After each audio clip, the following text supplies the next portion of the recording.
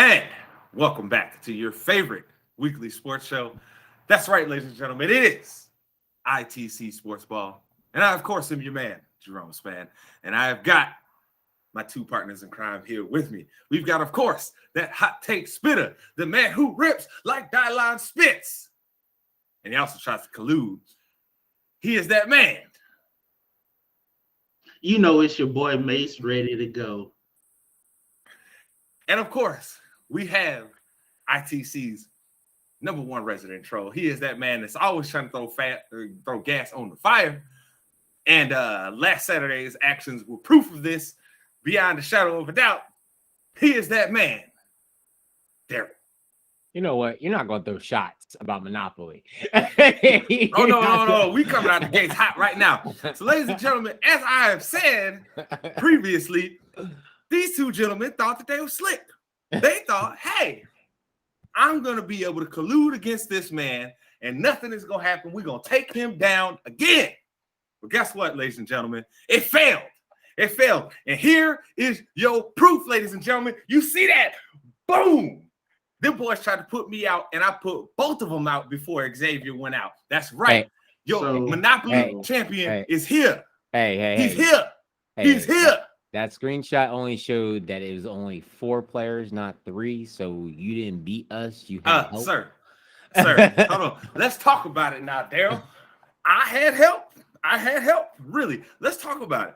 So, Daryl, when I put you out in Monopoly, when you were bankrupt on me, what kind of sneaky crap did you try and pull? Why don't you go ahead and tell the people? Sneaky stuff. I didn't do anything sneaky. Okay, see, we're going to do this game. Okay. All right. So, my man Daryl, instead of being classy and just accepting that he lost and was the first man out, what Daryl decides is, because he didn't want to just lose to me, he didn't want me winning the game. Okay, it's pure sabotage. So what did he do? He decides to take his properties and trade them to Mase, who decided to, might as well get in on this collusion. Okay. He decided he's going to get in and accept the deal, knowing damn well he shouldn't have, so Daryl wouldn't have to bankrupt out to me his properties that he knows would have put Mase out quick. And guess what happened? I still put both of y'all niggas out.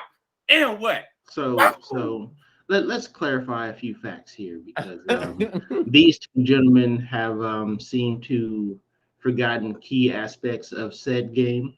What's the key aspect? I'll be the mediator here. First, this man Jerome got lucky and got a Monopoly without having to trade. So that is factual.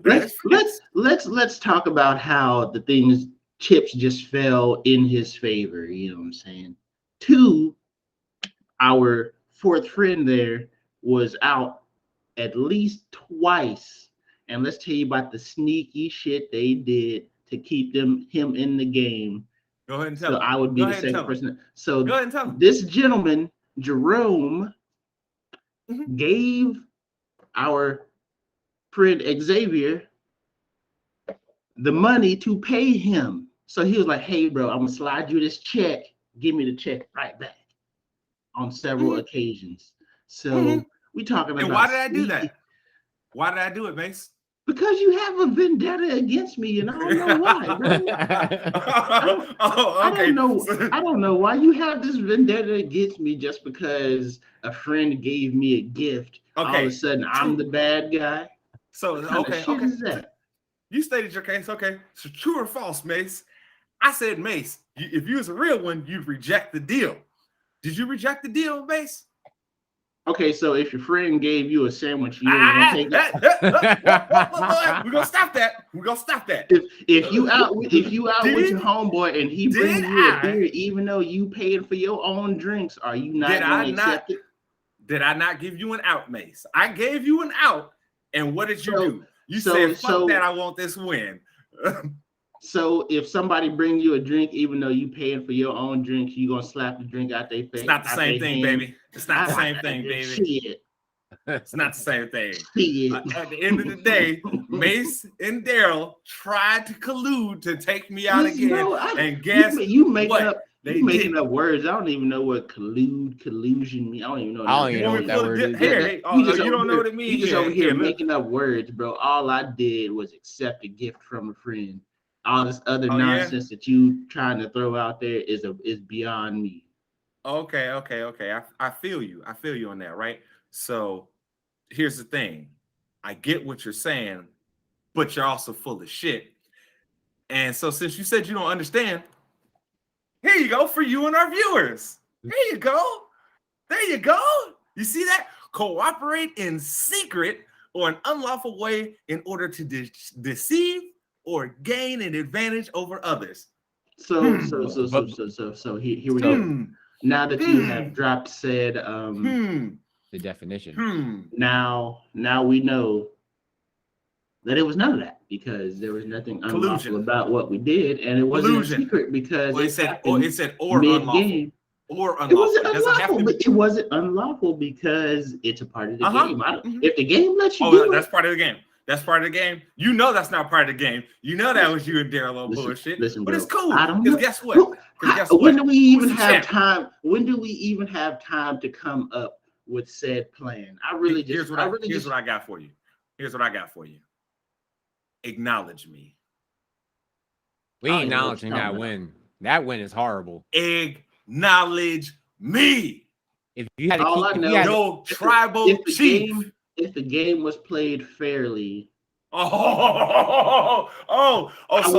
you're trying to say I would have been the last one out. Time out.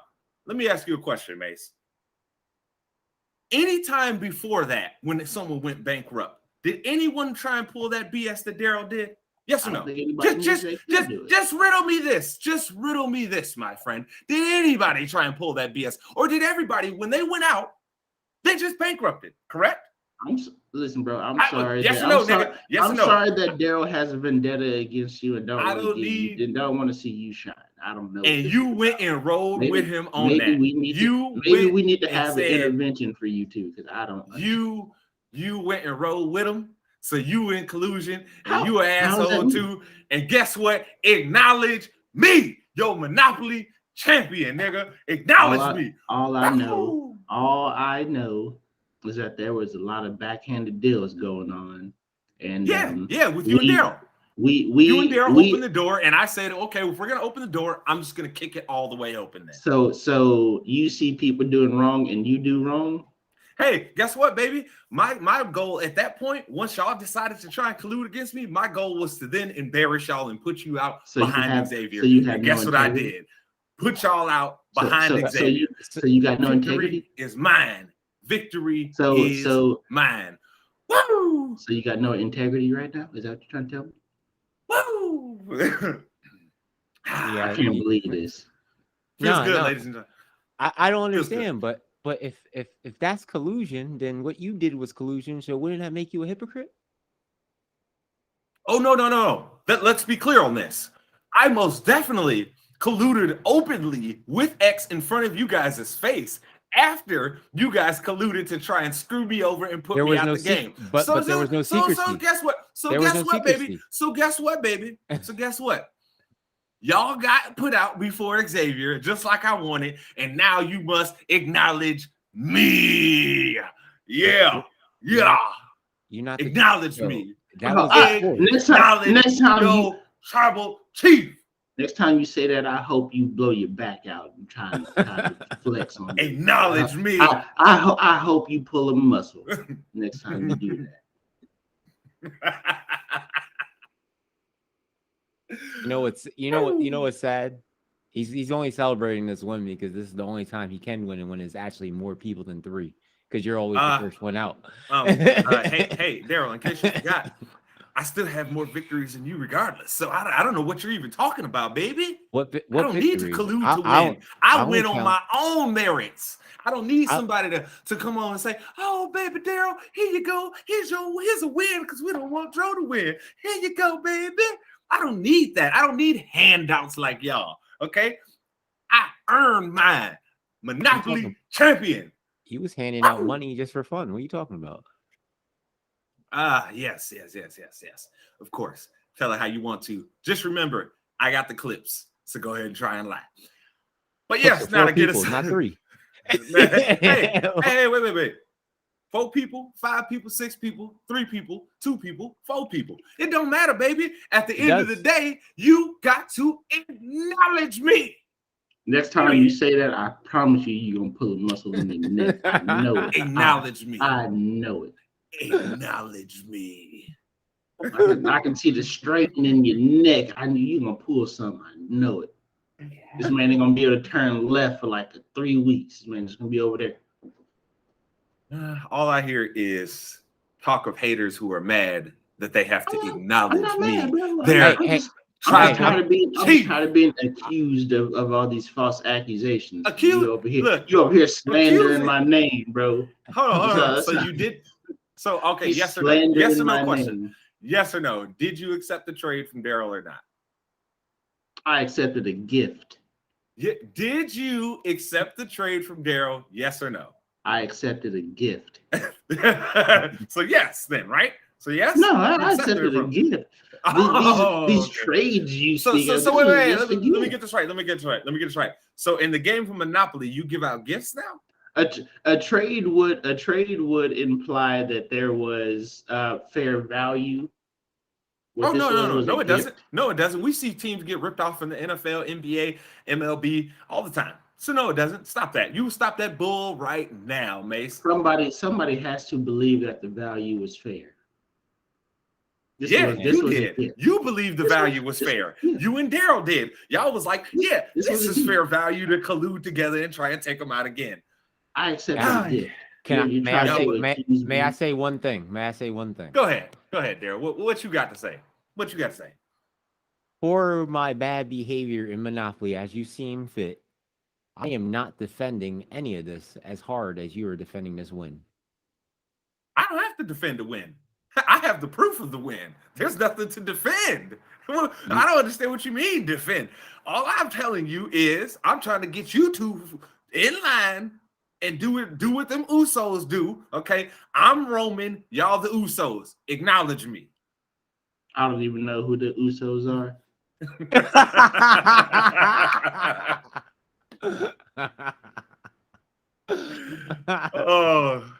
Oh, goodness. But I've had my fun. Let me get us on track here, because I told these gentlemen I was coming out the gates on fire today, goddamn it, and I meant it.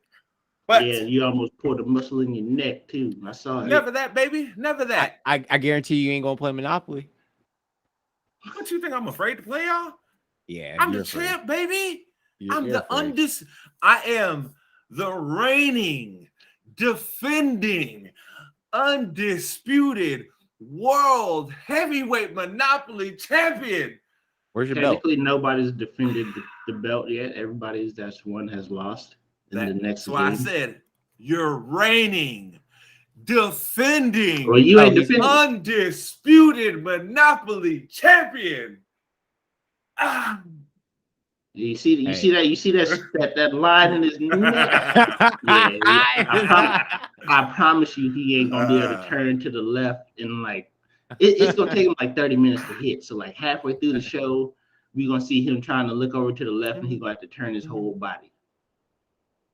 All I know is Mase is mad right now because I got. I'm not all these false accusations against me, man. I mean, false accusations. I mean, don't make me be so petty to get Xavier on here just to prove y'all boys is wrong. Yeah, Because here's the great part, people. Here's the great part. For all the time that they were saying before that I had no proof, nothing. I have a witness for this. I have a witness of their trying to scheme and plot against me to bring me down. Your collusion buddy? See, here's what's funny when you say that. There was no deal in place with me and X until after you guys tried to scumbag me. Once you scumbag me, no. Everything's on the table then. Y'all try and scumbag me? Time to embarrass y'all. X's first time playing, he finished better than you guys. I got the proof. We showed the fans already. Do y'all need me to show the fans again? Y'all need me to show the fans again?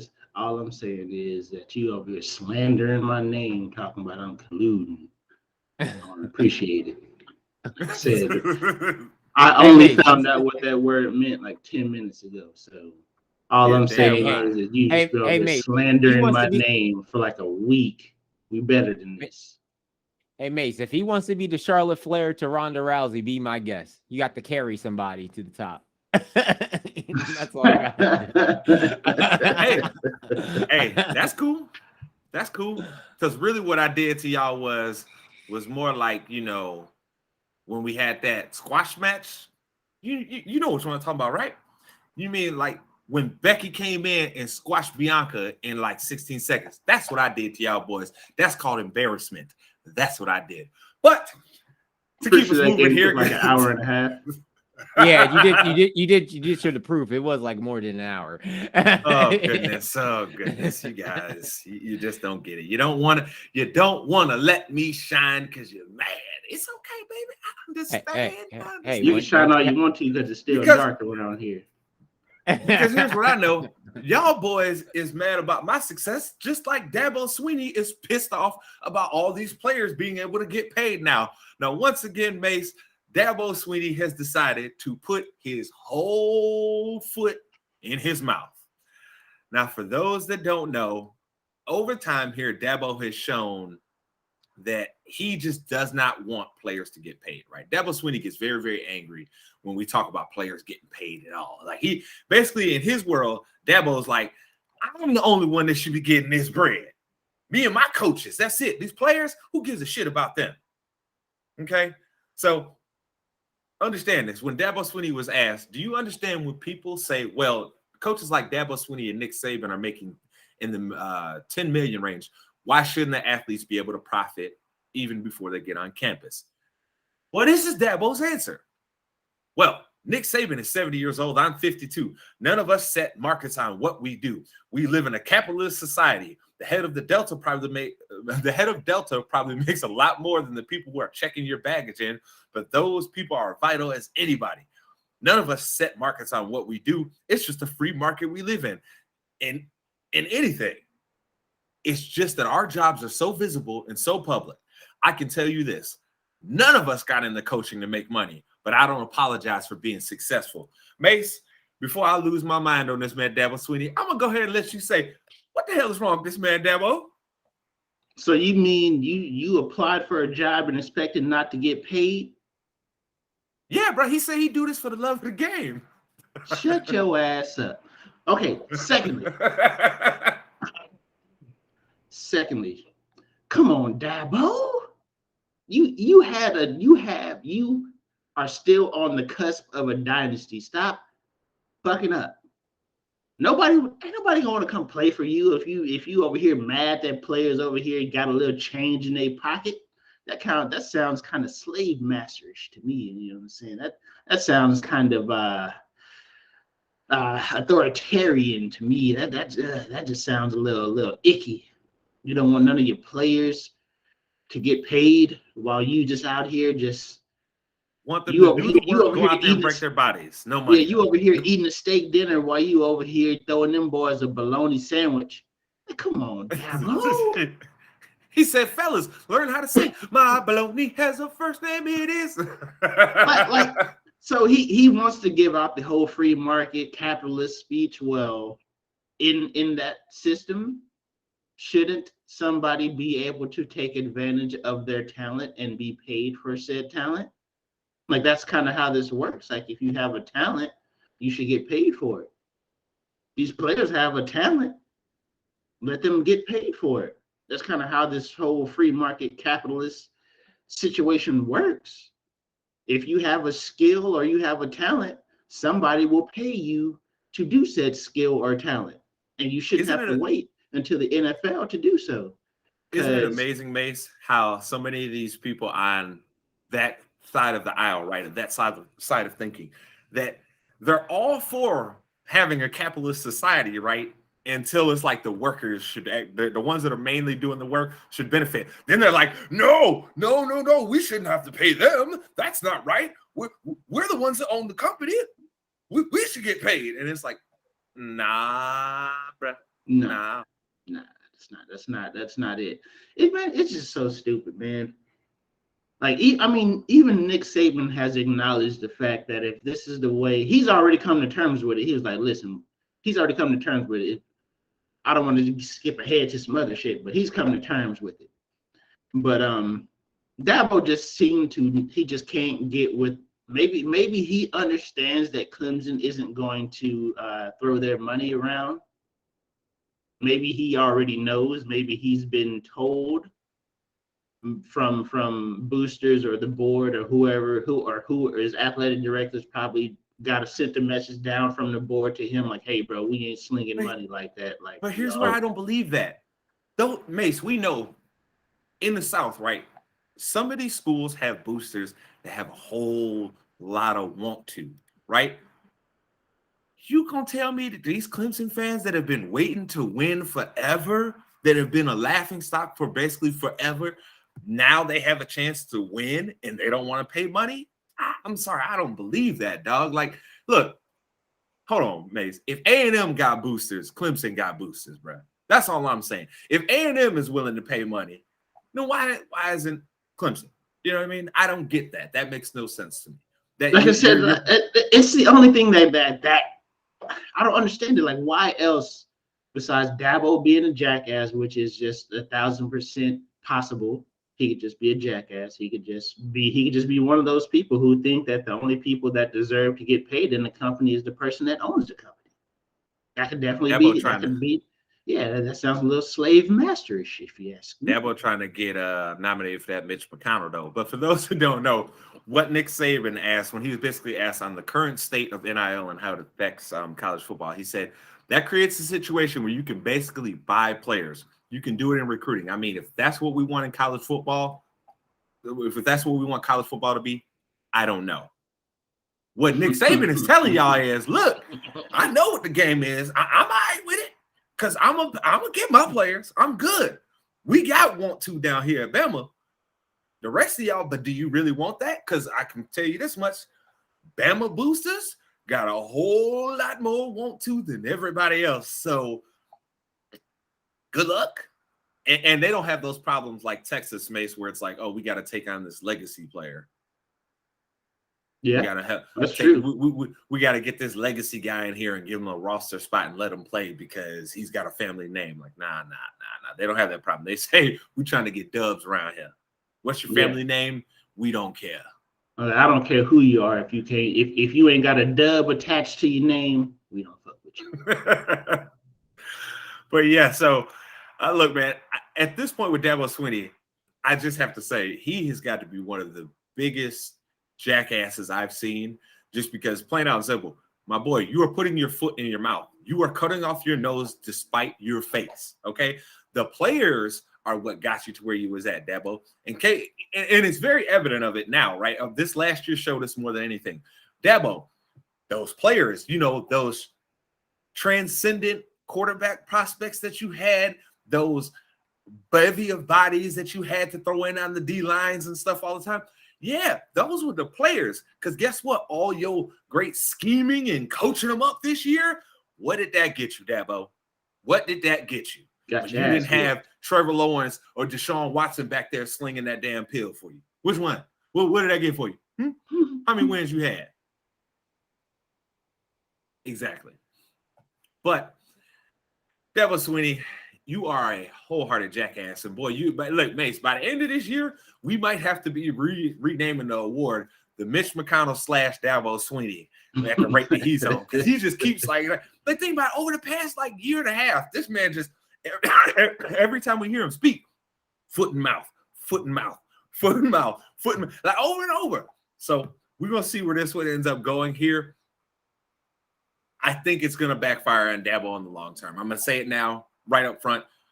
And me and Mase, we've talked about this since the NIL stuff was coming into play. Before, when it was just looking like it was gonna be approved, right?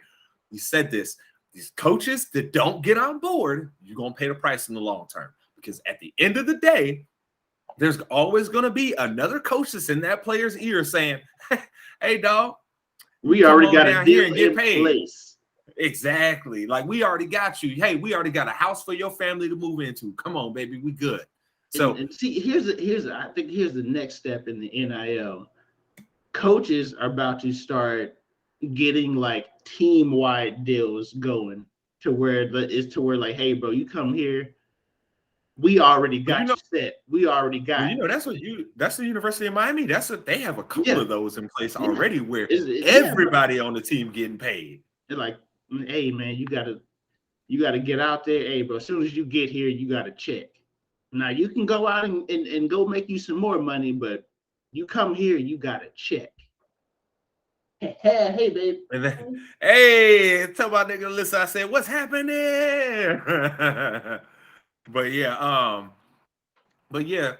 Dabo, again, man, look, at some point, Dabo, you need to listen to ITC. We keep trying, look, I don't even like you, but I be trying to put you on the game, okay? I be trying real hard, Dabo, to put you on the game because people seem to like you for some reason. You know, they love your whole story, but you just a whole jackass. So you don't want to listen to ITC, that's your own problem. But I can tell you somebody who clearly has been listening to ITC, and that is the Las Vegas Raiders. The Raiders are going all in with the moves that they have made, including now signing Derek Carr up to a longer-term extension, basically putting the pairing of him and Devontae Adams on the same contract length there. Now, Mase, with everything that the Raiders have done this offseason, picking up Adams, now showing you, you know, for years there was always the question, right? Are they in on Carr? They showed you now they're in on Carr. They still got Chandler Jones. They're adding more people to their roster. They still have a pretty good amount of draft capital at this point, even after the Adams trade, right? How do you feel about the Raiders' chances and in next year about their chances? And how do you feel about how they've set themselves up going into the draft? Honestly, bro, this is probably some of the smartest shit I've ever seen, because if you look at the quarterback market, what they were potentially going to have to pay Derek Carr versus the amount on the extension, genius, chef's kiss, because they were potentially looking at having to pay this man $40-something million a year, 40 plus, because they look like they're going to be all in, man. Like I said, they went out Devontae, Chandler Jones to pair with Max Crosby. The Chiefs have gotten worse in that division while every other team has gotten better. So I think they realized that they had to go ahead and get this money set up, get it put away, get their quarterback set, because it's gonna be a rough one in the AFC West. So they had to do what they had to do. I respect it. I fuck with it. Good decision. At least they're in a good path. They want to win again. Right, hey man. They want to win again. So I wouldn't blame all these good moves. That's good. Can't get mad at someone having good moves. Because I mean, his extent, it's like 3 years, $121 million, but it, once you add it to like what he's making this year, it doesn't come out to like the new deals, the freaking Aaron Rodgers deal, or what's going to be the Lamar Jackson deal. You know, that the Lamar Jackson deal gonna blow the quarterback market apart. Tell you right now. How much is that? No, he's going into his 5th year.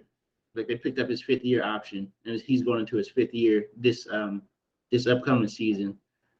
So Everybody that doesn't understand, 5th year option, when you draft somebody in the first round, you are giving them 4 years of a guaranteed contract, and then you have the option of picking up their 5th year, or you can re-sign them. Yeah, so they had to do this before the Lamar Jackson deal was in place, just because, like I said, that deal right there is going to tear the market apart. I have full confidence. If you want an example of this, Daryl, Kirk Cousins. Look at how his contract situation essentially played out in Washington. Yes, he was a later round pick, and they didn't have the 5th round option, but at the time when they could have been re-signing him even off of his rookie deal, they were like, well, we're going to franchise you. So they essentially were using the franchise as like a 5th year option for Kirk Cousins. So you have, with guys like that, earlier picks, you end up having that option of, hey, am I going to franchise them? Or if you got like a 1st round pick, you can hit them with that 5th year option, and have them for another year. So what happened with Baker Mayfield going into this year, right?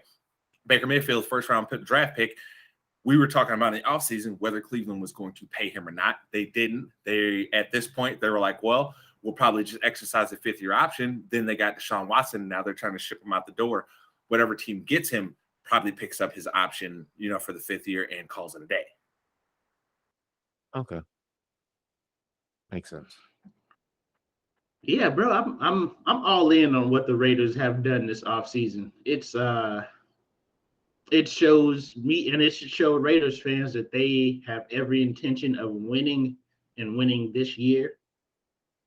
None of the moves that they've made are like future moves.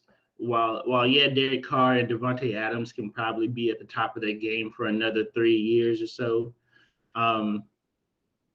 Grabbing Chandler Jones, pass rushers tend to keep their get off and go a little bit longer than most defenders.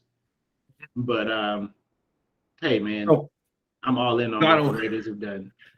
I have to say, the Raiders to me, probably, I know a lot of people are gonna love what the Chargers have done in the offseason. I think the biggest winners of the offseason was the Raiders. For the fact of the matter that you were able to take out one of your biggest needs was that you really didn't have a wide receiver that was worth a damn. Like, I'm sorry, they had some guys that were decent, right? But nobody that was like, oh man, we got to put, like, if we have Jalen Ramsey, we got to put Jalen on him and make sure that dude don't get off. Now they have that with Devontae Adams, so I think this team's going to be a lot Derek better. Carr was essentially a 30-touchdown, 4,000-yard quarterback with a bunch of nobodies. With Darren Waller and a bunch of slot receivers. Yep. So I think it's going to be a great year for them, and I think that defense is going to continue to improve. And with them not giving up too much capital in that trade for Devontae Adams, they still have enough higher picks to get some quality players, fill the holes that they still have, because they still have a couple holes on defense, right? Like, if we're being honest, the defensive line is pretty good. Their secondary's all right. But their linebackers, especially, I can't name not a nan one of them, bro. Like, I know some people may say, what's his name? That Littleton, right? Because he was on the right. But Littleton, we could go and talk to Smoke about him all day, right? Littleton gets eaten up by blocks. That's not somebody that you really want as your main linebacker like that. So we'll see what happens there. But I think they're in a very, very good position to possibly win that division next year and really be able to make some noise in the playoffs and potentially get to a Super Bowl. We don't know, right? We'll see what happens. A lot of that's going to depend on health, but they have set themselves up in a very, very good position here. While we're talking about the draft, people, just to give you a heads up, ITC will be doing a live draft watch party. We'll be doing it for day 1 and day 2. Day 1, it will be me, of course, your man Jerome Span. Got that boy Mase. Mm-hmm. He wishes he was the prettiest nigga on here, but I'm still the prettiest nigga on ITC. But we will be joined by our good buddy OJ. So OJ will be in the building. He is a former college lineman that is going to be able to give us some great insights on the draft that night. So he will be with us then. So make sure that you tune in.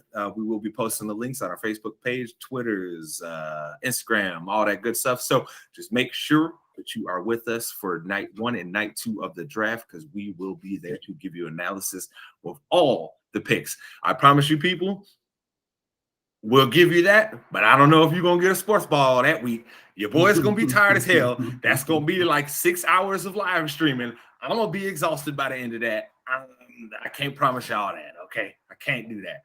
But regardless, make sure you look out for it there, because we will be doing that on night 1 and night 2 of the draft.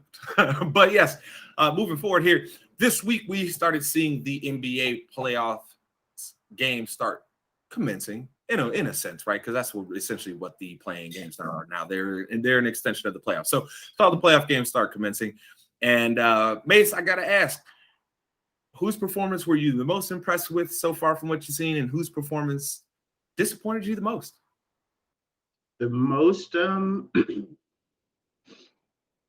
that I was. I'll probably say that the Clippers have, or not Clippers. Excuse me.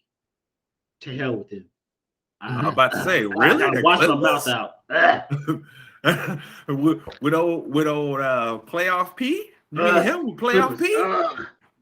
The Pelicans have surprised me the most. Like I told you, I picked them to kind of surprise people, but at the same time, they surprised me. You know what I'm saying? But of the playing teams, I'd probably say Charlotte just kind of sputtered out and just disappointed. While we're talking about Charlotte, how do you feel about what Mr. Bridges did there? Well, he went back and he's looking for the child that he hit with his mouthpiece to apologize. I'm pretty sure he'll probably send him a signed jersey, a signed basketball, something like that. But in the heat of the moment, man, he's got a fan. It was a girl that got hit. I don't know if you saw that. Yeah. So I'm pretty sure he's reached out. I saw they have had the Twitter post up. Like he's reached out. He's trying to apologize. Like I said, it'll probably be a signed jersey or something handed out. But you got to keep your composure, man. You know fans are gonna heckle you for losing. You know this. You can't. Yeah, man. You got unless the guy reached out and put his hands on you. You got to keep your composure, dog. Unless he threw something at you, you got to keep your composure, dog. Yeah, like I think me and you are on the exact same page with this, right? When someone crosses the boundary of touching you, I think there is no rule of you have to have decorum. No. Beat the hell out that person. If they felt that they had the right to touch you, you have the right to defend yourself. That being said, what Mase is saying is 100% true.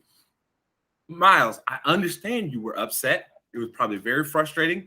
You guys lost to a team that you probably felt you were better than, okay? But you can't lose it like that.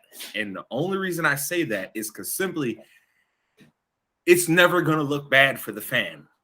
It's always going to be put upon your shoulders and say that you're the person in the wrong, right? So I get having the human reaction, and he's a young guy. So, you know, when you're younger, you have a propensity to be more willing to do some crazy stuff, right?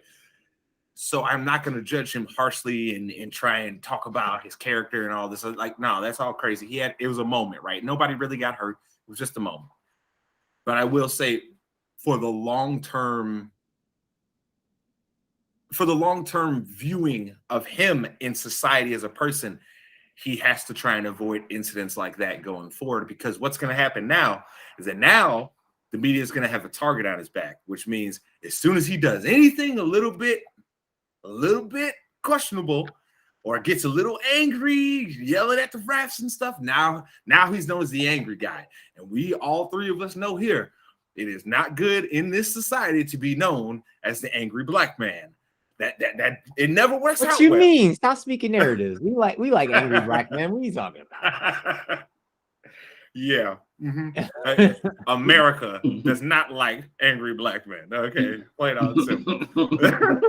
So it's just not a good look. And on top of that, like I said, I'm not judging the brother harshly. I don't think he really did something that's so wild. Like I've seen so much wilder stuff happen in sporting events and just in society that really didn't faze me. I'll be honest, I laughed when I first saw it because I was like, this nigga didn't even hit the right person. He hit somebody else. Like, bro, the dude was right in front of you and you couldn't hit him. No wonder y'all lost that night. Yeah, you couldn't hit. You said you couldn't make a bucket and you could hit the dude right in front of you, bro. Like, no wonder you lost. Bro. Your aim was off all night. It's like Shaq missing a layup. Boy, I'm telling you, exactly. Yes, it's like, bro, how you missed the man right in front of you? So, like, it was just an overall bad situation for him. But my biggest disappointment, Mase, because we'll get to your biggest, your biggest surprise, I guess you could say, or the team that you think did the best for themselves. My biggest disappointment, I have to agree with you 100%. It was Charlotte. That Charlotte team has so much potential to be great. Like, it is absurd how much potential they have to be great.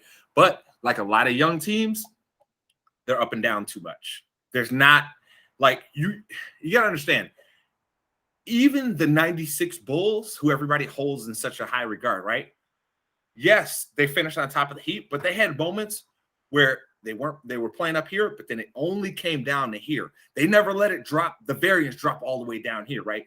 These young teams like the Hornets, and it's the problem that the Pelicans ran into like last year, Mase, which is that your variance is so big that you don't necessarily know what you're going to get night to night, right? So, and that's not a way to get yourself in the playoffs or to have long-term success. So I hope that Charlotte team can come back next year and be better prepared. Westbrook. Stop it. Stop, bro. Nobody wants him, bro. You Lakers fans, y'all. I gotta speak it into existence, bro. No, Lakers fans, let me tell y'all something. Look in my face. Let me get close to the camera here for you. Y'all are stuck with Westbrook. Don't nobody want a $40 million dude who cannot shoot. Okay, are we clear? He can shoot on good days. No, he can't. When the game's not started. No, he might be able to shoot free throws on a good day, but if you ask him to hit a jump shot, no sorry, buddy. You just need to get some VC. Don't worry. You just have to put VC in him. I'm done with you. I'm done with you.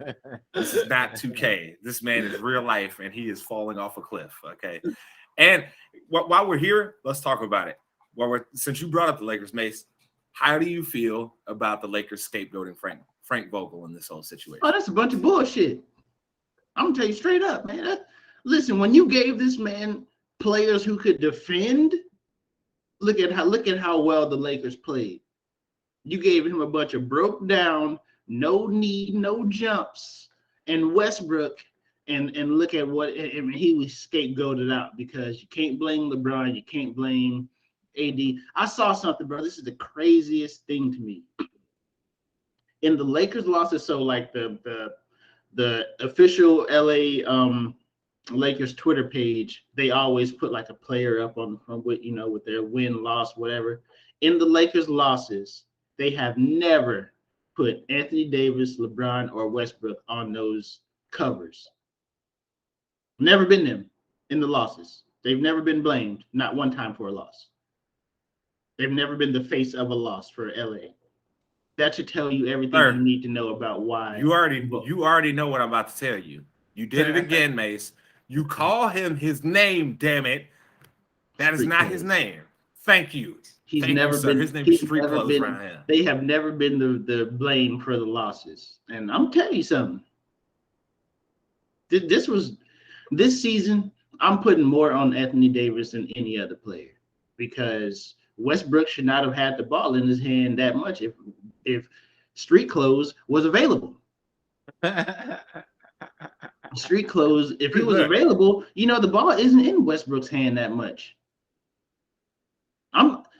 At this point, I'm not hating on LeBron for getting injured. The man is damn near 40 and still trying to carry the team. If he getting injured, whoa! You can't say that because that means I'm almost 40. Calm down. Calm down. I'm just telling you what it is. Yeah, a couple years left.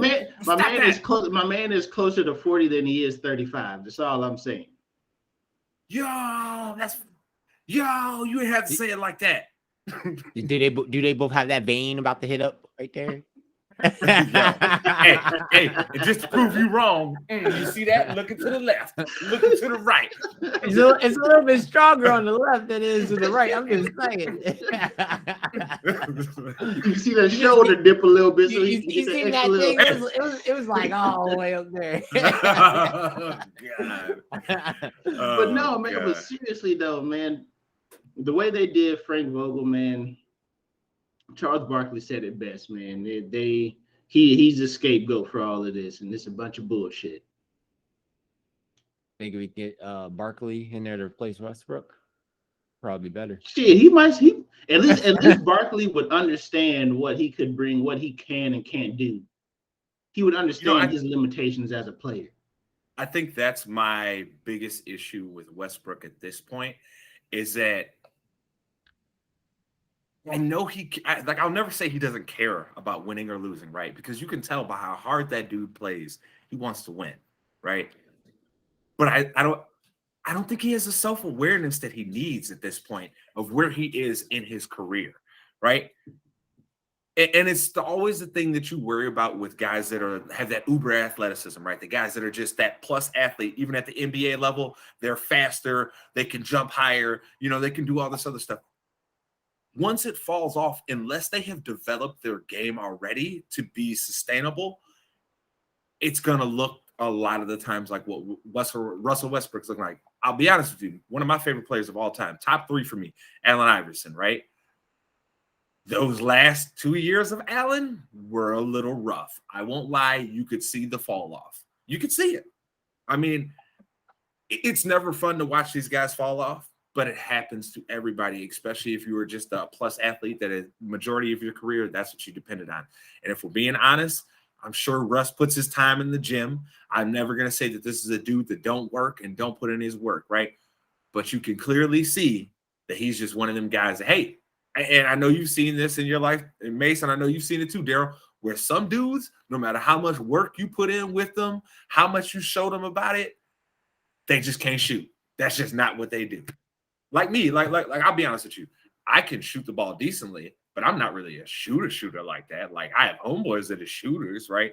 But I'm more of a, hey, I'm going to attack the rack. I'm going to get you on the block. You know what I'm saying? I'm trying to get some easy buckets, but shooter. No, I'm not the dude that's going to pull up on you from 30 now. That's not me. Are you trying to say that Westbrook has pressure, so he can't really shoot? To be honest with you, I don't know what his problem is, why he can't shoot. Because here's the weird part, Daryl. A lot of the times with guys in the NBA, right, you can usually pinpoint what's going on. It's usually something mechanically. Like when Lonzo came in, one of the issues he had was that he had that weird ass motion and that it didn't allow him to get the shot off quick enough. It was allowing guys to contest him a lot of the time, which was bringing his field goal percentage down, right? Once he adjusted and he's now more of a, get it off quick and he got his form different, he's actually a better shooter from three-point land and just from the field in general. Some guys, it works out. Other guys, though, like they put in the work and you're just like, bro, why can you never shoot? And Westbrook is the prime example. Like I said, this dude's in the gym. You can't play as hard as he does, be in the shape that he's in, be able to do that for 82 games if you ain't putting in some work, right? But at the end of the day, you'd be like, yo, this dude just can't shoot the ball, though, man. What? Like, I mean, Mase, think about it. It's been the same thing since his rookie year. It's literally been his one hole in his game is that he cannot be a consistent jump shooter, and it hasn't gotten better. His form's gotten better. I gotta commend Durant for seeing the writing on the wall before anybody else did. KD was like, I think he was around this dude enough to like get his personality and be like, you know what, this ain't gonna work long term. And people been killing Durant about leaving Westbrook since he left. But Not me. I was always a dude that I felt like he did the right thing. I didn't like that he went to Golden State, don't get me wrong, but I didn't have some huge problem with it like a lot of people because I watched plenty of OKC.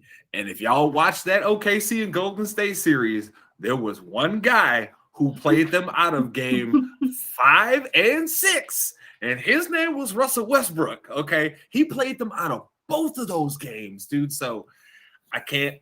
Like I said, Durant saw the writing on the wall. He probably was like, "Hey, bro, the way his personality and game is set up, it ain't gonna get any better than what I just experienced." And he was like, "I'm out the door." And a lot of other guys refuse to see it, or maybe they just don't want to listen to what Durant has to say. If I was LeBron, hey, I'm calling up Durant right now. Hey, bro, give me everything you got on Westbrook. I need to know before I make this decision. That should have been the only phone call he made. He shouldn't have called Pelinka or nobody else. Here's what really should have happened, and I'm gonna say it straight on. And I like LeBron. Like I've rooted for him his whole career. He needs to just stay the fuck out of the front office's way. Stay out of the way, LeBron. Stay out of the way. If you really are, because you've been the Swiss utility knife your whole career. You play with anybody, right? Mm-hmm. That's who you are. That's the crux of who you are as a player. Stay the fuck out the way. Because you making decisions is harming the team at this point. Because at one point, the Lakers would have ended up with a combination of DeRozan and Buddy Hield. Instead, they have Westbrook. Or Kyle Lowry and Buddy Hield or DeRozan. And instead, you have Westbrook now with those guys. The most limited player of all three of those guys that we listed. The most limited. And think about it. And Kyle Lowry's a small dude, but Kyle Lowry go out there and give you the work. If he get hot, we know he pulling up from 33 and he gonna drain it on you. So, and on top of that, Lowry can still actually play some type of defense. Westbrook at this point, I don't know if it's disinterest or if he just ain't giving enough effort, but his defense is awful. Awful. It's like I think his defense was guided by his athleticism for so long. It was a kind of I can take a misstep and still recover. Mm-hmm. And now if he takes a misstep, the guy's got a free lane to the bucket. The only difference between what's happening with him right now on defense and what was happening with Harden on those a couple years ago was just that Russell Westbrook at least seems like he's trying. Harden was like, I don't need to put up this illusion. I'm here to get these buckets. Mm-hmm. So I don't know. We'll see what happens there. But Mase got a little off track there. So I have to say, so of all the teams that were in the play-ins, who did you end up being the most impressed with from their performance? I'd have to say, you know what, man? I gotta say the even though Cat didn't show up, I'd probably say the T-Wolves, man, because Anthony Edwards seems to be like he's that. That's your man's. That's your man's, Big Cat. Listen, say bro, what he is. That's your man's. No, that's Lil Cat. This is your time to shine, and you let the other dudes ball out. Pat Beverly got more shine than you. Hey, that's because that dude the best. In the team where you're supposed to be the best player on the team. Pat Bev's out there getting more press time than you. Pat Bev is getting the fucking post game interview. And where you? That's because that boy Anthony Edwards was out there putting the team on his back. That's why, because they got a certified superstar there, and that's that boy. And hey, that man is a baller for real. You know what? I only wish Mase somehow Anthony Edwards could have ended up with Memphis. Could you imagine how much fun it would have been with Ja and him, bruh? Like, can you imagine? It would have been the who can dunk on the center first contest, bro. Hey, bro, they probably would have had a bet every game going in. Hey, bro, I'm putting the G down on who can dunk on the center first, bro. Every game, you probably see it at the end of every game. They slide somebody a little envelope, bruh.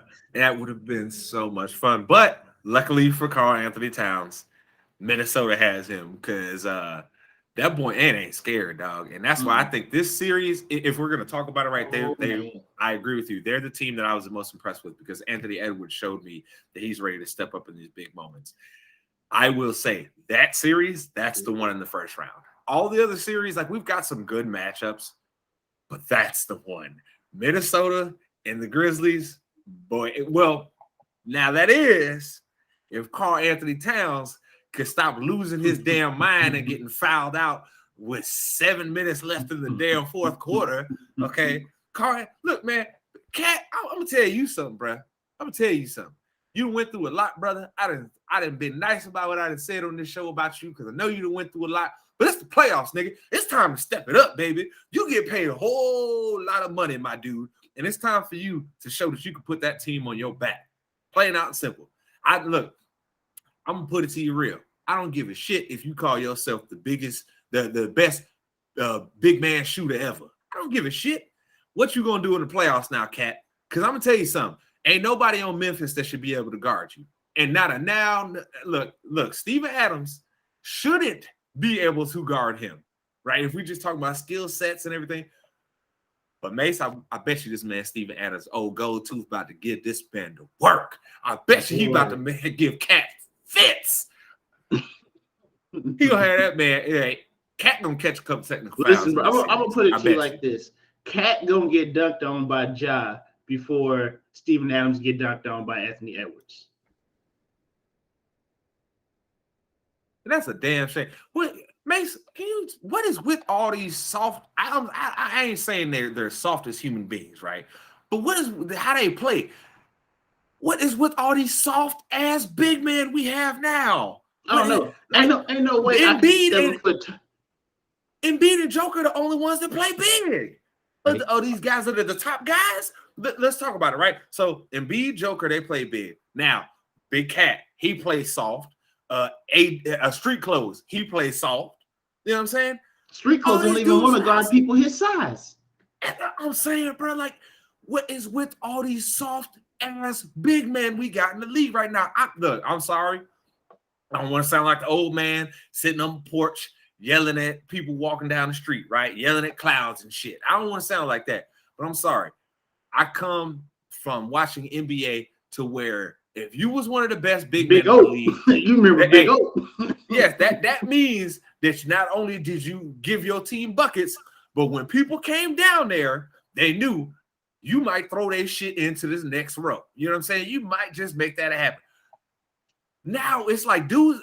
It's like they don't even be afraid to go with guys like Cap, bro. They be like, nah, I'm gonna go straight at their head all day. What's happening? How you 7 feet tall and ain't nobody? How you 7 feet tall and a 6'1" dude ain't scared to come jump at you? All I know is that these big men need to get they need to at the beginning of next year, every center in the league, if anybody under 6'5" comes into the lane, just go ahead and get a flagrant. Go ahead and get one. Hey, like Shaq and Barkley be saying, hey, you got to touch them up. Got to touch them up real quick. Yeah, hey, go ahead and get one. You have to explain to these dudes that they are not just going to come in there, because now that sets the tone for everybody. You know them. You see them videos with the little dog, and they get like the little stuffed animal. The stuffed animal do something. They whoop the stuffed animal's ass, and then the dog's like, "I ain't doing that no more." That's it. That's all you got to do. Hey, I know this much.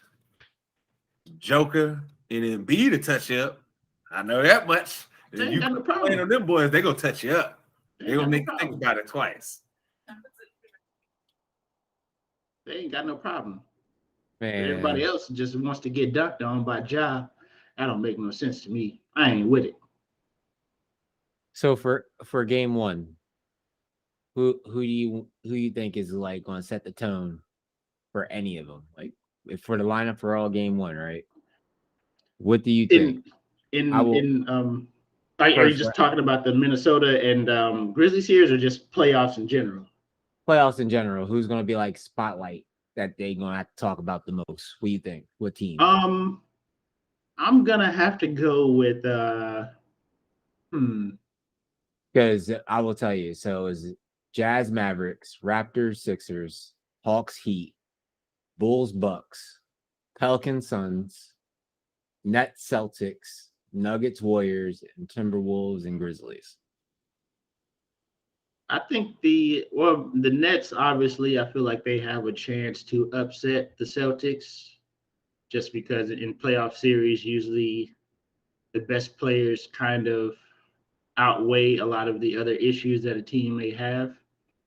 And in that series, the Nets have the two best players. Not trying to take anything away from Tatum and Jaylen Brown and them boys, but the two best players are sitting on Brooklyn. So I feel like that one might be the most highly contested of the first rounds. With Luka and his calf strain, he's going to be out for game one. I don't know how they haven't given when he's going to be back, but by the time he comes back, that series could probably be over. His calf strain season just probably might put him out for 2, maybe 3 games, and by that time, the series will probably be over with. So I'm interested to see how how much of a fight the Pelicans put up against the Suns, but at the same time, the Suns, they look like they're just on a tear. Like they're on a mission to right the wrongs of last year and losing in the finals. So I feel about the Bucks and the Bulls. I think the series would be a lot better if Lonzo was playing. I'm not saying that DeRozan and Levine can't may put up a commendable effort, but the Bulls just don't have anybody to contest with Giannis. And You feel like I it's think, going to be a scoop? Think it's going to be a scoop? yeah, I do. I think the Bulls' best shot is probably going to be in game 1 or 2, and then once the Bucks kind of just run them out of the gym in those games and show them that they just ain't got enough, it'll just be like I'm pulling for. I personally like DeRozan. There aren't too many 2-point jump shooters in the league anymore, and when a guy's just as flawless at getting to his spots and making tough shots as DeRozan is, man, you got to commend it because you just don't see it that often anymore. It's either a layup or a 3-point shot more than likely these days. So for a guy to be able to find his mid-range spot, have a excellent mid-range game, I want to see somebody like that succeed, but I just don't see the Bulls being able to put up much of an effort for an entire series versus the Bucks. Well, Look, I'm the Bulls fan here, so I'm gonna just say this season's been fun. It's been good to have their team be good again, but I feel like we're at the point right now, especially because of the injuries. We're kind of like how you remember when like San Antonio was the dominant team in the West, right, in the early 2000s, and we kept seeing teams like Utah or Phoenix pop up, right? They might give them a little run, but always end up losing the series to them. Feel like we're like Utah right now. We've got good players. We've got a good system. But we ain't got enough, bro. Especially without Lonzo. This was like the Bulls were a team that had to have everybody there healthy in order to have a chance with a team like Milwaukee. We're probably going to get gentlemen swept out of the playoffs. We'll probably steal one, and it'll probably be game 3 back at home. Beyond that, man, look, if y'all ain't seen this man Giannis out here hitting step back threes now, and this is what Mase was talking about. This man hits step back threes. It's over. It's over for the whole league. Everybody be talking about, oh, who the best player in the league?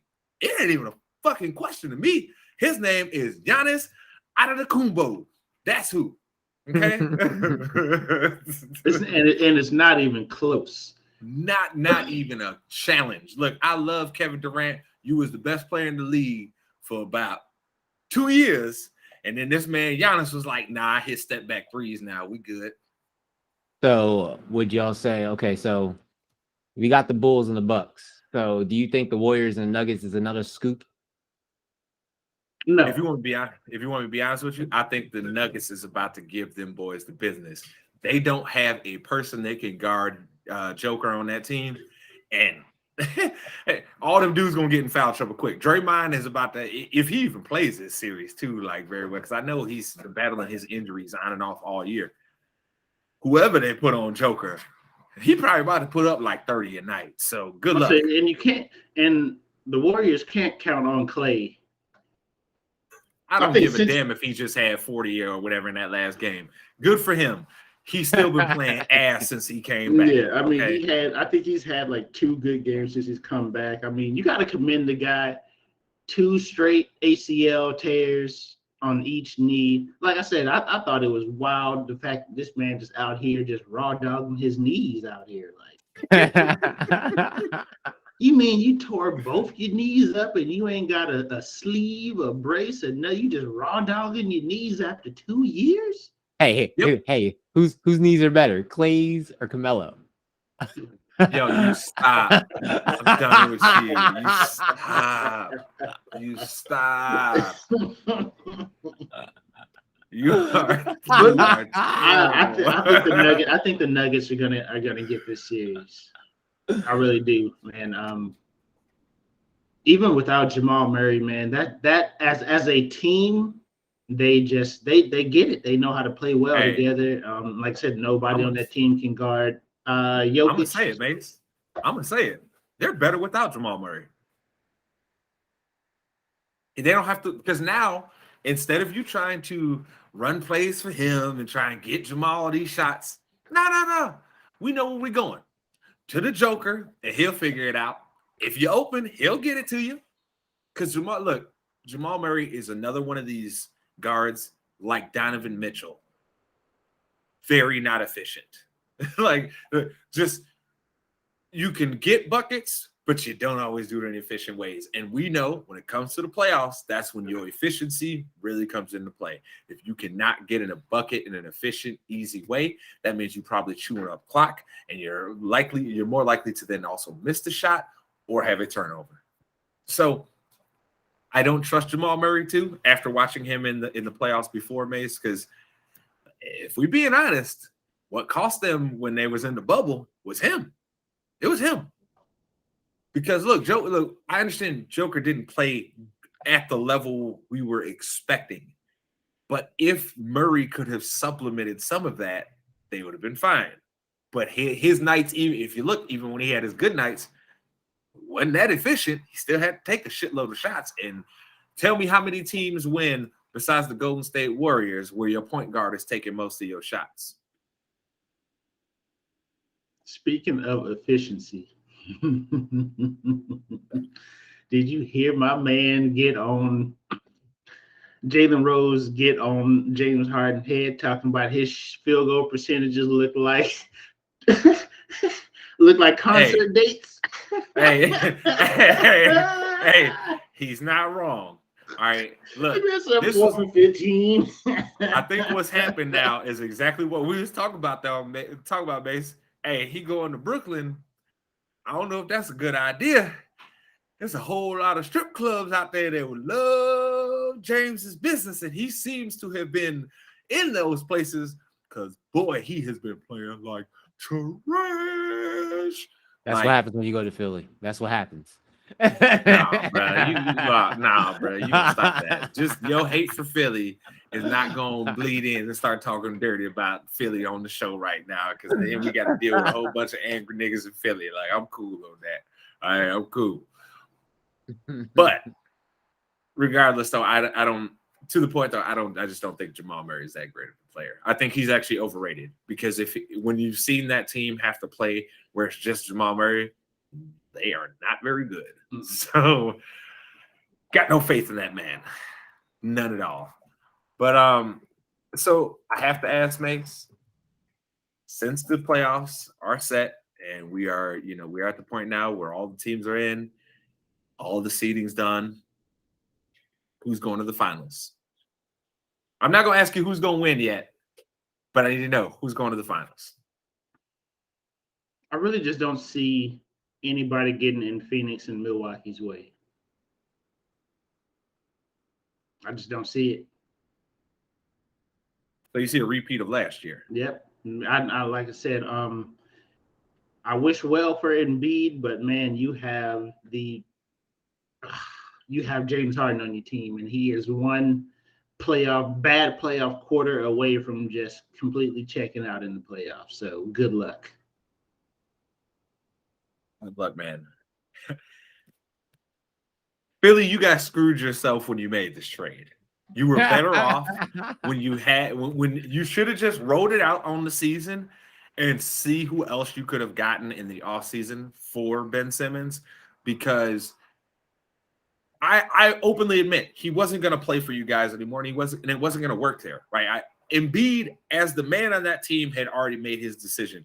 I can't fucking win with this guy. I can't do it. Can't fucking win with him. So they had to move on. But getting James Harden was not the answer, man. Like, I get it. In the playoffs, you want to have two stars, right? You want to. You don't want to just fall on one guy. But if you can't have two stars, you need to be a complete team like the Raptors were, where the Raptors could throw 9 people at you any night and have success still. You can't trade away those guys for a guy like James Harden, who is known to disappear in the playoffs. Look, man, I hate to say it, but I think at the end of this, by the end of this playoffs, we are going to be hearing rumors about how Philly is going to have to trade James Harden, because Embiid then told them boys, it's either him or me. It's not going to work. It's not. Embiid's going to ball out. We know this. He's balling his ass off, right? Should probably win the MVP. But James Harden, we know what he does in the playoffs. We have a long history of what James Harden does in the playoffs. And so he can try and deny it out, and people can try and say the last time James Harden had a good playoff series, the best player on his team was Durant.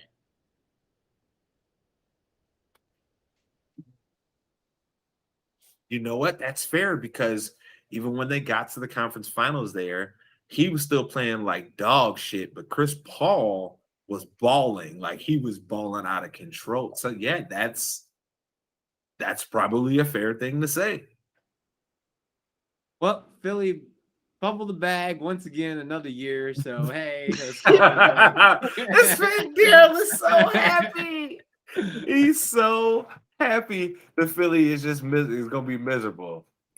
I'm just sorry. It's no difference from the Eagles to the Sixers. At least we don't hear anything about crazy Philly. The Phillies, we don't hear anything about the Flyers. We just hear about football and basketball. That's all we hear. The only two freaking things that fumble bags more than jugglers at this point. It's all good. It's all good. I can tell the truth. Y'all gonna just not gonna tell the truth. Y'all want to be nice. Hey, shit. The best thing that happened was Ben Simmons effing up the bag 3 minutes in the quarter. That was the best thing. you the one live on the East Coast. I live in the Midwest. I'm good. You the one got to deal with them crazy Philly niggas over there, not me. They're the only people that be selling dreams. I don't.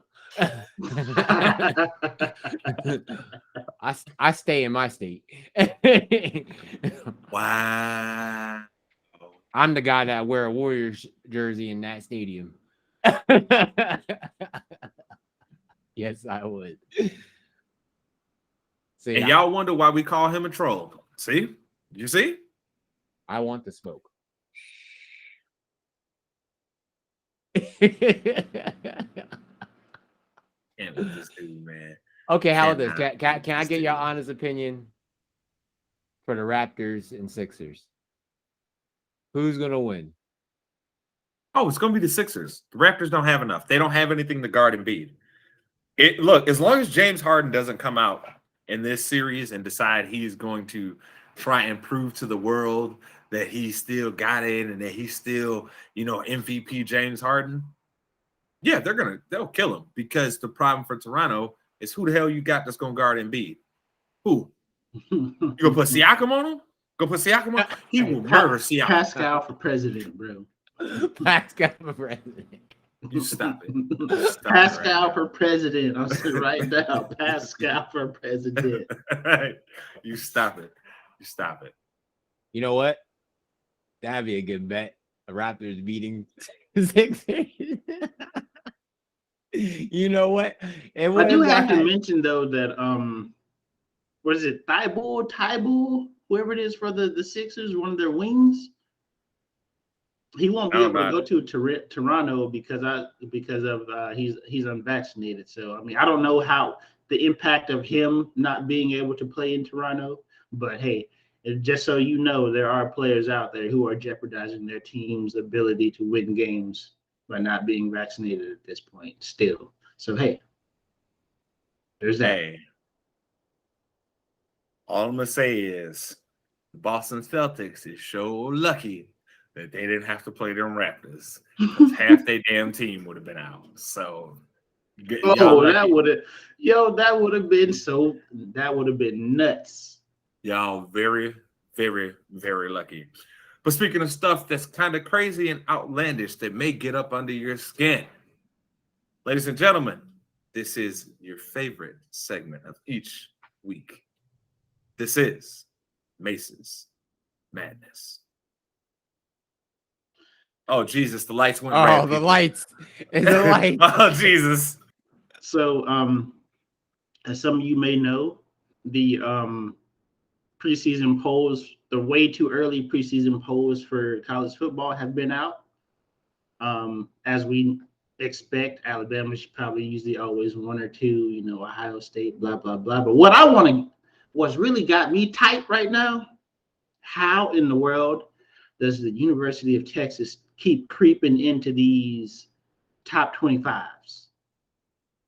How do, at number 6, I might add, how? Who are y'all paying to get put on these lists? Because ain't no way y'all finished 5-7.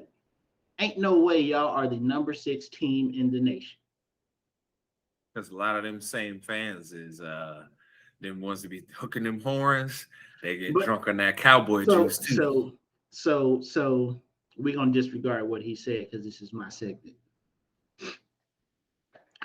So yeah, in the last 10 years, Texas has only finished in the top 25 3 times. And in those 10 years, they've only finished higher than their preseason ranking once. They started at 19 and ended at 9. I don't understand why they keep getting ranked. At this point, why are they even getting ranked? Because we always get beat by Baylor or TCU or both of them.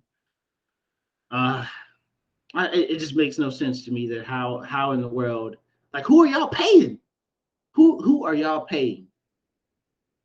What is his name? Ewers? Is he's gonna be the one that brings us out of the dark ages? Ewers? I just don't get it. I'm baffled at how Texas keeps creeping into these top 25s. Not top 25s. Like, how are we even making it in there 5-7? We put out a 5-7 product, get one quarterback transfer, and all of a sudden there's only 5 teams better than us the following year. That's crazy. Like, why do y'all put these expectations on the Texas football team when they finish 5-7 and they lose to Baylor and TCU and Iowa State?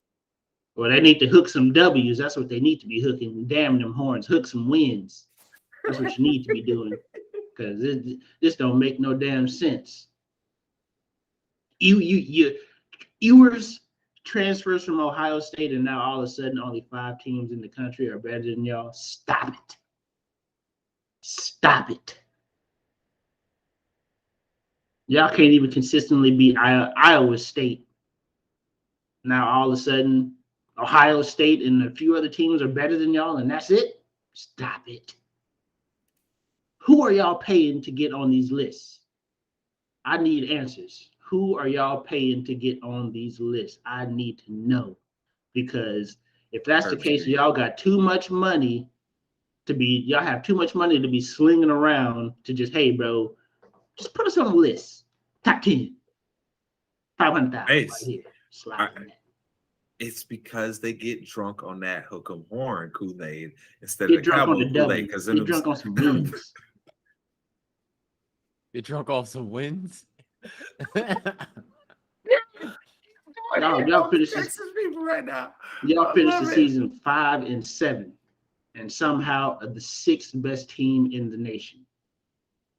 Y'all ended the season on a 6-game losing streak. We are coach right now. Steve Sarkisian.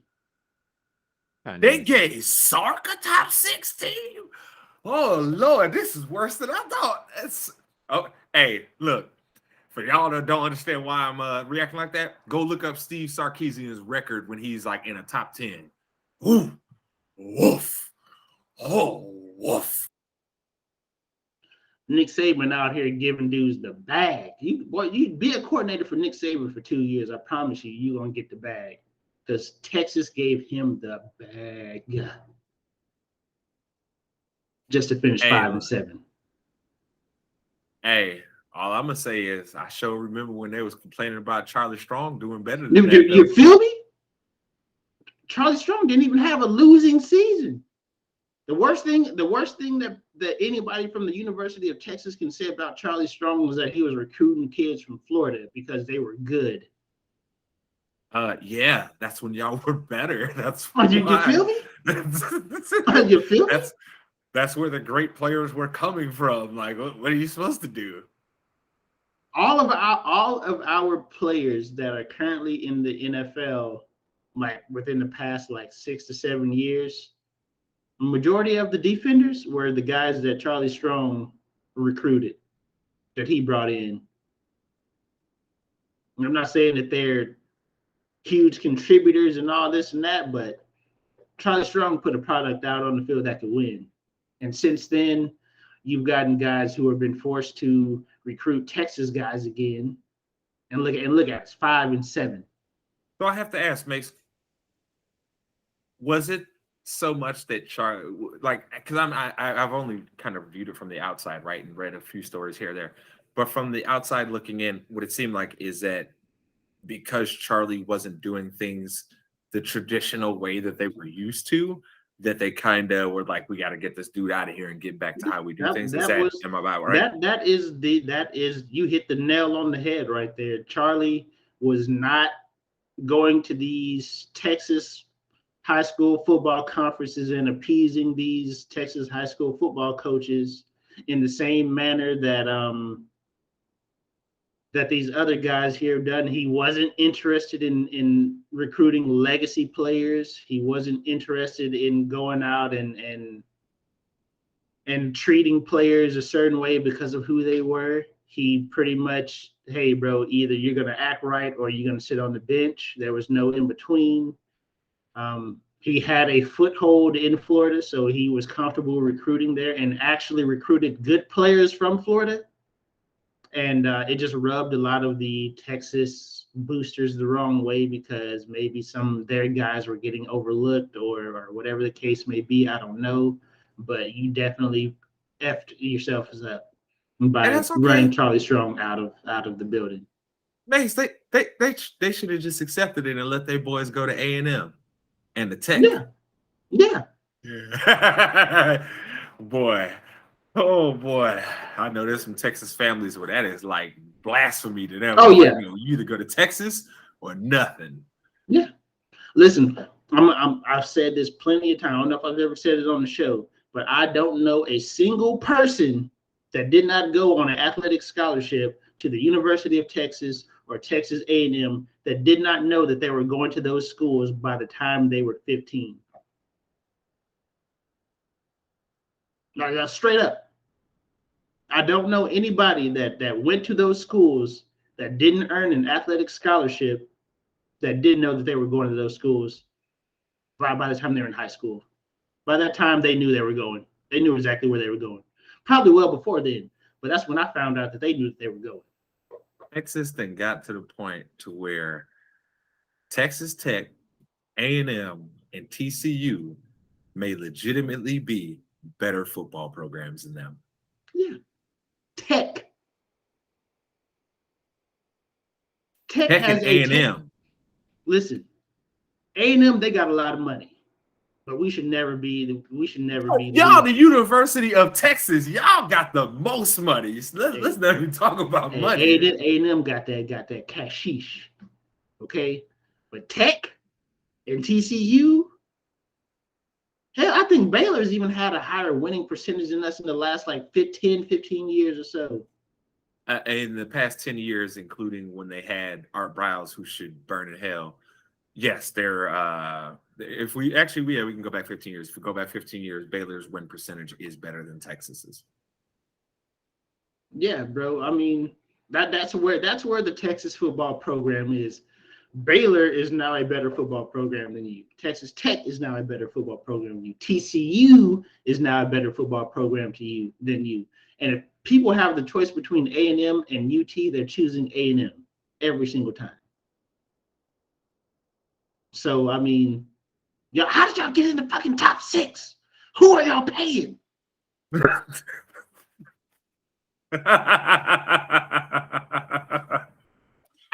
I need to know who is getting a check, who is making these lists, and who is paying to have the University of Texas on these lists, because they all need to go to jail. Because you're stealing from somebody. I don't know what you're doing. I don't know how you're doing it, but you're doing something illegal if you think there are only 5 teams in college football better than the University of Texas. Because what I saw was 5 and terrible. He said 5 and terrible. I'm done. That's what I saw. I'm done. Oh my goodness gracious, 5 and terrible. I like that, Mase. I like that. That's a good saying right there. That's what I saw, man. I can't deal with this. Oh goodness. All right. And ladies and gentlemen, that was your weekly trip into the mind of a madman. That was Mace's madness. But see, people, he's calm now. The lights have changed. He's calm. He's back. He's back on his Mace Windu vibe. He's got the purple lights ready for you today. You know what I'm saying? He's back on his Mace vibe. But I like that. I like that. But of course, ladies and gentlemen, we do have to close things out here. But I have to ask before we get out the door, Mase, who's winning the NBA championship? I'm saying Phoenix. You're wild, but I won't let you go on. Bold take.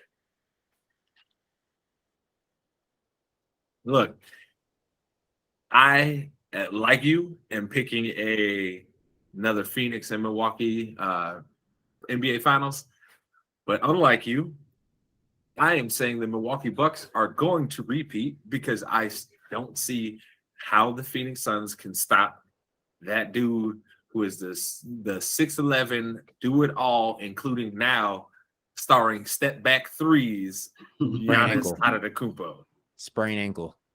Featuring the step back. He had a sprained ankle. He had a busted. The NBA Finals, he had one knee. Yeah, Brad, it doesn't matter.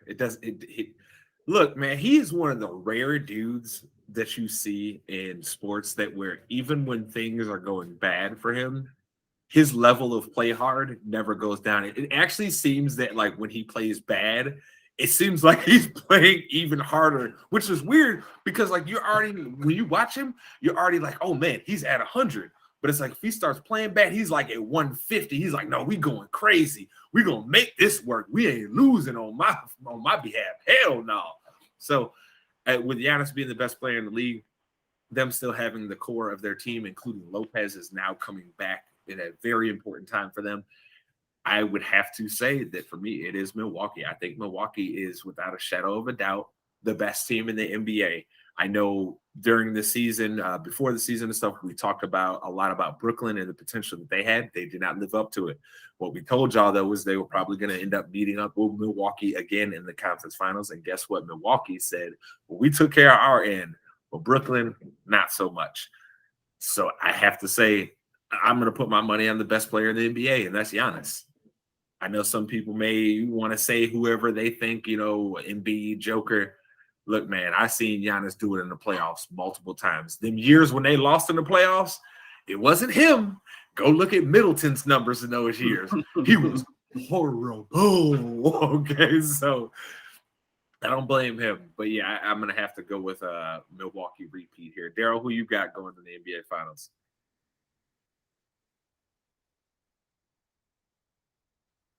I don't see the Suns. Who coming out the West then? Huh? Who coming out the West then? Still on that. Let me see. I want to look. He debating now. See, he trying to figure out. See people. He just want to hate. I just want to put this in. He's hating and he's trying to figure out who he's about to gamble on. That's what he's really doing right now, Mase. He's like, who's got the best odds here? Who can I make some money on? Play no knees. No knees. You saying the Golden State Warriors are coming out of the West? He's fucking drunk. he must. Hey, that rare solo cut, Mase. There must be some drink in that motherfucker to start the game. Eric can't go early because he drunk as fuck right now. Yeah, you've been sipping and it's finally starting to hit you. Mm-hmm. But yeah, no, I think you're drunk as fuck, Daryl. Like you're crazy. The Warriors ain't coming out the West. You want to bet? What's up? What you want to bet on it? See, he'll do that. What's up? What's up? What's up? What you want to bet on that? I'm ready. Come on, you put it out there. What you want to bet, Daryl? No, I'm not betting. Oh, look at the fear. The fear come out of him now, Mister. No, never mind. I ain't betting that. Never mind. I got a betophobia.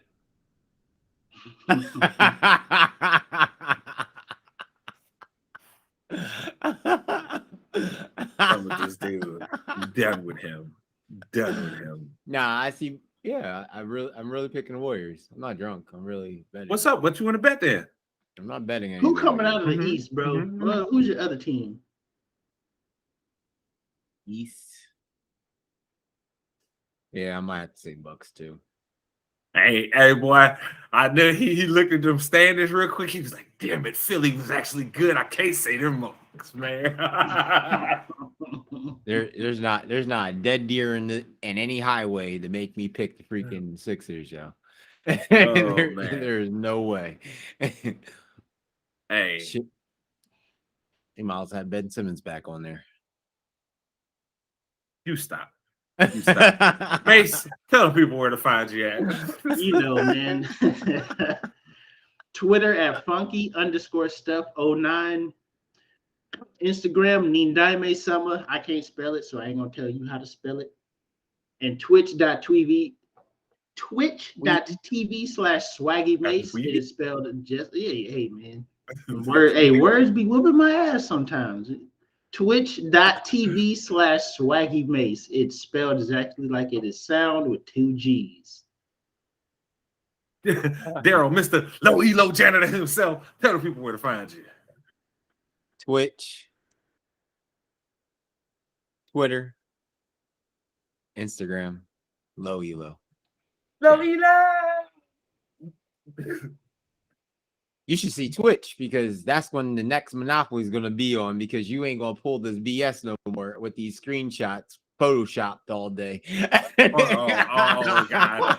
Jesus, he's going full red hat on me right now. now you want to say, that's been photoshopped. Yeah, I have a clip too, homie, of you going out specifically because you tried to scumbag me. So as soon as I push you out, I'm gonna just remind you of what I told you. That wasn't me. That was a bot that you named. I'm gonna just remind you, Daryl. I had to tell your ass heart of the motherfucking car. You see how he had to lean his shoulder back and turn to the left? Told you. It's already stiff. It's already stiff. He's not trying to show that vein either. It's already done. All I hear is a bunch of bullshit. Hey, you see acknowledge that? your vein. The two people colluded together is what over here trying to clown. I give gifts. Hey, that's cool. Y'all know where to find me at JSpanderman everywhere. Twitch, Twitter, Instagram, all that good shit. You know where to find me. You see my pretty face or the ITC logo. And yes, I will be putting up that clip of these clowns here both going out in Monopoly because they both deserve to be embarrassed a little bit. So people just remember to like and share that most definitely. But yes, as I tell these fools to acknowledge me because I am their champion, I tell each and every one of you, thank you again for listening to another resounding episode of ITC Sportsball. Colluding ass niggas. Wow.